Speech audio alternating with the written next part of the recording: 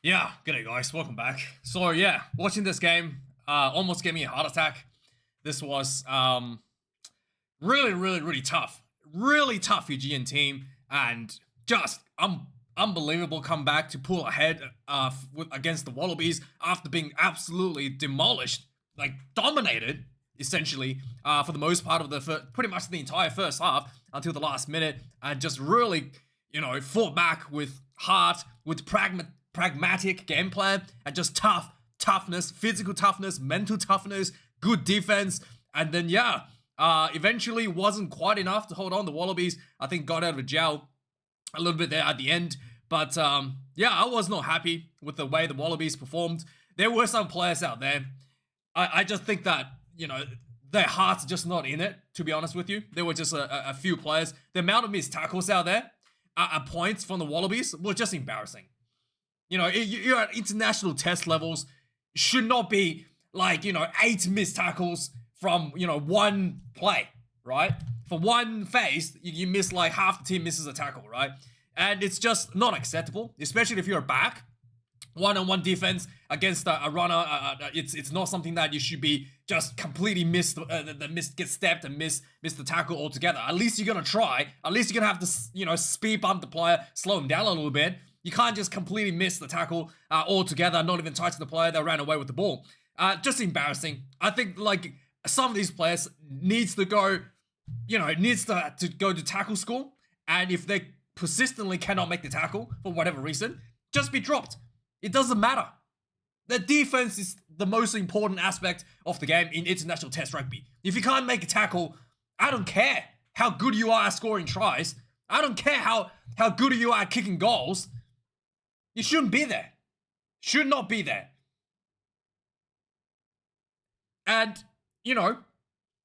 Lolesio was injured once again. And I question sometimes the management that is looking after the players' welfare. So Lolesio has, I feel like I'm going crazy. This has been like years at this point, right? Where we talk about, I come onto this channel and I talk about that Lolesio is not being looked after properly by the management. I've been talking about this for years. He's not physically prepared for test rugby. And whether it's nutrition, whether it's training, whether it's support, whatever it is, the coaching staff aren't doing enough to get him ready to play test rugby. Physically and mentally. He's a talented player. He's a great player. But he's not prepared properly. And it's only getting worse this year. In the first round, he played against the Fijian Enduros, got rammed over like 5 times, and was rested for 4 or 5 weeks for concussion because the coaching staff did not look after him properly. Just put him out there and got rammed over again and again and again and again in Fiji. And later on in the season, he got cleaned out and he was in the ruck, got cleaned out, folded up like this, had a back problem. He got taken off, like I thought he was gonna go to hospital with a broken back or neck or something. And somehow they got him back onto the field like 3 weeks later, 2 weeks later maybe not even 3. Who's managing this? He's clearly not 100%. Anybody watching the game at home can tell Lolesio hasn't been 100% since the start of the year. And you haven't done enough over the years to get him ready for test rugby. He's not physically built.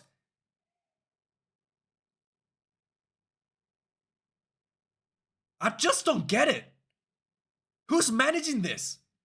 Does he really have to be like, end his career on a broken neck for people to finally realizing that there's not enough preparation being done behind the scenes to get him at 100% at the level that is required?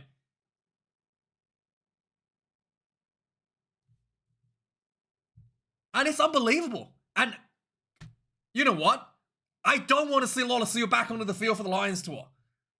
I don't want him to put on the field in the first test and then There he goes. He's got a broken back. See you later, young man, for the rest of your career.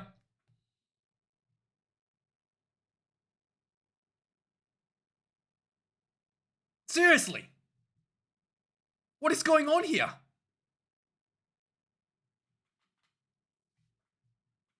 Do they even have doctors looking after players' welfare? Outside of that, I thought the Wallabies, in terms of game plan, really smart. They knew the Fijians were big, they knew they were strong, and just tried to play behind them. Especially in the first half, the Wallabies controlled the territory really, really well. They basically play wide and kicked the ball behind and made the Fijian players run back and forward to chase the kicks. And, for probably about 35 minutes, the Wallabies basically pinned the Fijians inside their own half, and the Fijians could not exit their own half with the kicking game that the Wallabies were playing. But despite the overwhelming dominance and control of the game, wasn't clinical enough. The referee also really inconsistent in this game. French referee, obviously. What do they know about consistency, right? I mean, if you tell me this is the referee quality you have in the top 14, I think your top 14 will be a joke, to be honest. So there were times, but this is not just against the Wallabies, against the Fijians as well. Like the ball with the line out will be thrown, look perfectly fine to everybody watching at home. The referee says it's not straight. It's like a tiny bit off, and then you have times where the ball is clearly not straight, and he just lets it play on. Yeah, so French referee there for you. The forward pass as well. TMO review. There was a forward pass against the Wallabies. There was a very similar thing in the Springbok game earlier today, and basically the commentary explained this and the referee as well. It looked like it might have been a forward pass, but because the on-field decision was to try, and you have to say that the on-field referee and the touch judges have a better view of whether or not the ball going forward or not, they slowed the TV down, and basically it looked like the ball drifted forward, but the ball drifting forward does not constitute a forward pass. The ball has to come out of the hand forward. Okay? That's just law. If it comes out of the hand forward, then it's forward. Then it's forward. If it comes out of hand backwards and ball drifts forwards because the player's running and the momentum carries the ball forward, it's fine. So, and also it looks pretty much like very flat as well. So it was very hard to tell whether or not this actually came out of hand forward. It did drift forward. And the fact that is, if the on-field decision is a try, the TMO cannot overrule that with this inconclusive evidence, basically. You have to be very clear and obvious that the ball came out of hand backwards. Not just the ball drifting forward. So, yeah, the referee, and also they spent 20 minutes looking at this, what felt like 20 minutes, looking at this forward pass. Really, really inconsistent. Same as well. At the end, the Fijians got penalized for diving what diving over the ruck? There was no ruck. Nobody was contesting from the Wallabies side. And the play just fell over because nobody was contesting. And the referee's yep, sealing off the ruck. And just inconsistency. I think a lot of Fijians fans will be pretty furious about that. It was pretty bad. And then the Wallabies got done the same thing. A few phases later, it's the referee just suddenly realizing it, and then the line out thrown was not straight, and the referee stopped calling it. So it was French referee there for you guys. French referee there for you. This is the joke that you get in the top 14, I guess. So outside of that, I thought again, I don't know if this is me. McDermott sometimes just frustrates the crap out of me. Again, there was a Fijian scrum was actually really good tonight. I thought. The scrum kind of wheeled and it looked like Fijian probably had the ascendancy at times. I was a little bit shocked, especially Alan Alatoa had a pretty good scrummaging at the Brumbies to see that, the scrum getting on the back end of it against the Fijians. I was a little bit surprised. The Fiji has a pretty good scrum. Some of the players play at Super Rugby, but I just did not expect to be to really get to the point where there could be a penalty given out against the Wallabies. And that's the thing, the scrum was clearly going kind of not good for the Wallabies, kind of skewed and going sideways and maybe backwards. And McDermott just standing there, waiting for the number 8 to scoop the ball. The number 8 is there trying to hold the scrum so he doesn't go backwards anymore. And scrum and then McDermott just standing there. So the number had to like detach himself while the scrum is going back at him, and then pick the ball and pass to McDermott, who's just standing there. Like, come on, dude. I know that's probably your call, right? You probably called for the number 8 to pick up the ball and do a play where it passes you the ball. But if the scrum isn't going well, you have to have the rugby like IQ to like make a change on the spot, Tate. Come on, man. Like, I was just like, what are you doing? That could have been easily a turnover penalty against the Wallabies there. And he's just standing there like, we're gonna make the play or not. Get the ball out. Like, come on, dude. I don't know if it's just me. It just frustrates me a lot of times when I've seen that out of McDermott. It's just like, you gotta just change it up, mate. Just change it up. Get the ball out. And, you know, it's clearly not gonna work out the way you had planned. Just get it out and get it done with, right? Really, really frustrating to watch. And yeah, like right at the end. And also another thing, I think that, I don't want to criticize the captain too much. I think that, as the team gets to spend more time together, they will start to get a bit more used to this. But I think that there is a little bit of lack of leadership out there, and not because the captain wasn't good or whatever. I just think that when the players are down, when the Fijians scored, you can see the Wallabies, the players, they're just like, oh no, what's happened? Oh, like everybody's looking at each other like disappointed, and and that's when you gotta get everybody together. The captains, the vice captains, the co-captains, you call it. Gotta get everyone together. Boys, let's get this going. Let's solve this problem. We're grown men, adults. We're warriors out on the field. We're gonna figure this out. We can't get out.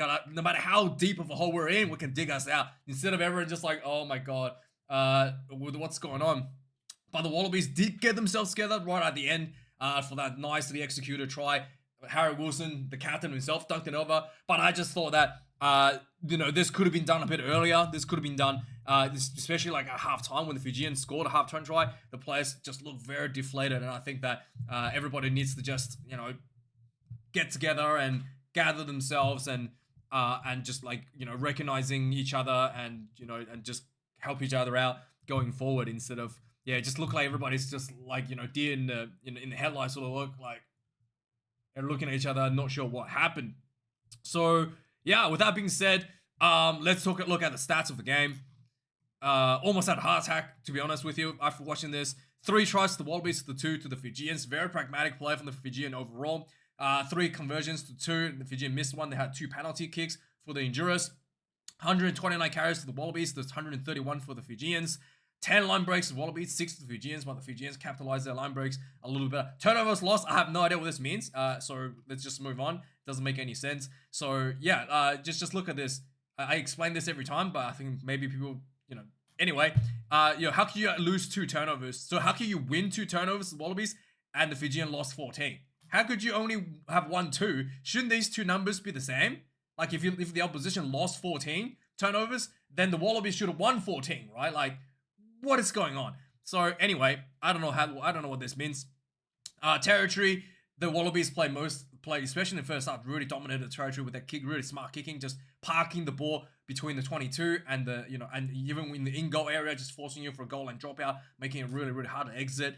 Really, really good game plan, but not something that the Wallabies played in a lot in the past, and not something that the Super Rugby teams play for the Australian side, so it will take some time to actually execute this. But I like the idea, where the idea is at. Possession, again, more for the Wallabies inside the Fijian half. Fijian, when they had the possession, mostly around middle of the field because they were struggling to exit out of their own half. Set plays, scrum 13 for the Wallabies, 1 scrum, 90% completion rate. The Fijians, 7 scrums, 71% completion rate. Bit iffy overall. Lineouts, 15 lineouts for the Wallabies, only 80% completion rate for the lineouts. 15 lineouts for the Fijians, 60% completion rate for the Fijians. Like I said, the referee was inconsistent in some of those not straight call as well, and as well as some of the lineouts just kind of going long, just to avoid a lot of these referee calls there as well. Passes 199 for the Wallabies, 181 for the Fijians, 129 carries for the Wallabies and 235 run meters. The Fijians 131 carries, 329 run meters, so an extra 100 meters, post-contact meters as well. There's not just like run meters, just like missed tackles essentially as a result. Extra 100 meters from poor tackling, essentially, for the Fijians. This is, again, I think it's really embarrassing, some of the tackling that was out there for the Wallabies at times. 10 line breaks for the Wallabies, 6 for the Fijians. So despite having only 6 line breaks, way more post-contact meters for the Fijians there. 8 penalties considered for the Wallabies, 8 for the Fiji, equal there. Tackles made. 180 tackles made, 25 missed tackles. Wallabies, 129 tackles made, 20 missed tackles for Fijians. In terms of percentage, yeah, pretty similar percentage. But I think overall the Wallabies is a little bit better for making more tackles. Is that even correct? How is this 88% completion rate when there's who's doing this maths? This doesn't look right to me. Does this look right to anybody? I mean, it doesn't look. Yeah, maybe it is right. Anyway. There's only 1% difference when, anyway, let's move on. So 28 total kicks for the Wallabies, 23 for the Fijians, especially in the first half. The kicking game was pretty heavily deployed and kind of like slowed down a lot in the second half. And yeah, that's the stats. Let's do a quick recap of the game. Don't want to drag on for too long. So yeah, it took about 7 minutes for the Wallabies to go for a penalty, then went for the line out. The Maul just charged in, and Parecki gets the ground like really nicely set up, 7 points to 0.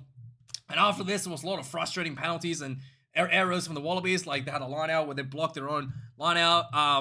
There was a tiny bit of a clean out, like hardly a lift, and the referee says, "Well, the lift dangerous clean out." Just really poor and inconsistent. There was line out thrown, clearly looked straight to me, not straight. Fiji was putting out good fight in the scrummage in there as well. And a bit of hesitation from Tate McDermott.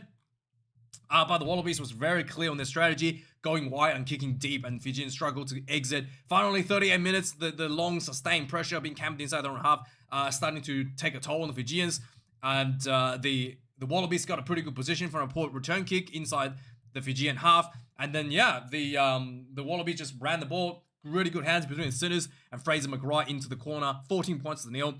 Just before halftime, and then on the 40th minute, where everybody thought we were going for a break, missed tackles everywhere. Like there was like a weird kick down the middle of the field by Lolesio for some reason, and then it was a counter attack, and there was just missed tackle everywhere. Suali'i missed tackle. Lolesio Rant got the ball down the sideline. He ran over 3 defenders. Right, I think there was yeah, basically like the half the Aussies backline. Like I think it was Tom Rye. Maybe Lolesio. There was just people just being ran over. 3 people were ran over by Riasi for the try, Fijian try. 14 points to 5 at halftime. Second half, the 48 minutes on the clock. It looked like Jorgensen had a score. It was a nice little kick behind, and Jorgensen ran in and ground the ball. And then they say there was a forward pass. Not really clear and obvious to me. 52 minutes, Fijian got a penalty. The kick of 3, 14 points to 8. And then after this 54 minutes, there was again missed tackles everywhere. There was actually a really poor tackle pass for the Fijians, so there was a mistake from the Fijians, and the ball was just like loose behind their attack line. It was scooped up by one of their players. He ran through 2 props, which is fine. And then missed tackle McDermott, missed tackle Lolesio. Jorgensen almost got him, and then he like threw the ball back in field. For a beautiful Fijian try. Who scored this one? Let's do is there a summary?